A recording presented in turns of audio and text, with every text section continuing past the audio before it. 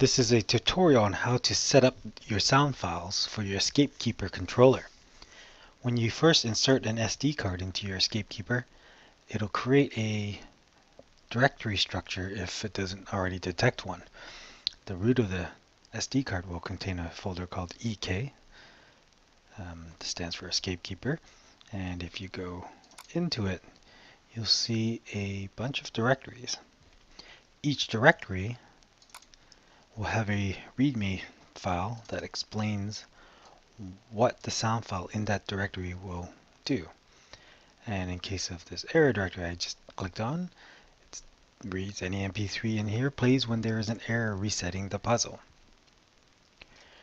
To add a sound file, you simply copy an MP3 to the directory you want. For example, if I go into the success directory, if I wanted a sound file to play after successful completion of a puzzle, I would just drop a sound file here. I have an applause. I simply drag it and drop it and copy it over to this success folder. And anytime they succeed in a puzzle, it will play that sound file. Now for a quick overview of all the folders, we'll begin with the ones that say in, followed by a number, followed by either off or on. Each input has a set of these folders that represent either the on or off state of that input. So if you were to put a sound file in the off folder of that input, each time that input is turned off, it would play that sound file. And the same thing for the on state. The error folder, as we saw already, is for sound files when there's an error resetting the puzzle. It's more for the maintainer of the escape rooms, not for the end user. E-stop is when a user pushes the emergency stop button and it'll play this sound. Failed, if they failed the puzzle, it'll play this sound. There's multiple ways, as you can see in this text file, to fail a puzzle.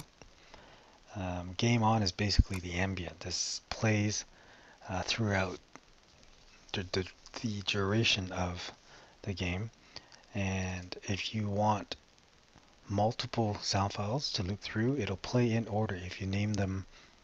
As you can see in the file here, 001.mp3, 002.mp3, it'll play in that order and then loop back to the first one when it's done the last one.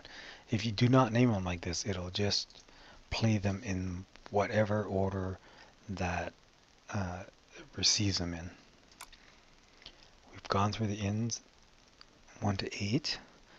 The miss folder is for playing sounds when they've failed a particular puzzle. Only certain puzzles will have any use for these. For example, for Morse code or something, you may have a possibility of multiple attempts before they actually get it. And for each failed attempt, you could play an MP3 file. And if you name them with the numbering, like 01, 02, etc., all the way to whatever, it'll play them in that order. The progress directory will play sound files as they progress through the game. You can name them with the numbering scheme 01, 02, 03, etc., and it'll play it in that order. We'll go into the start folder. This is just a sound that plays at the startup of the game.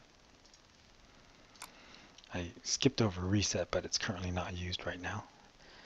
Success you've already seen. That's for when they've completed a puzzle.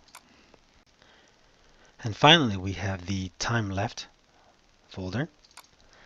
And in here you would put sound bites announcing the amount of time remaining in the game. You simply name the files, the number of minutes left remaining in the game, and it'll play at that time as the game counts down.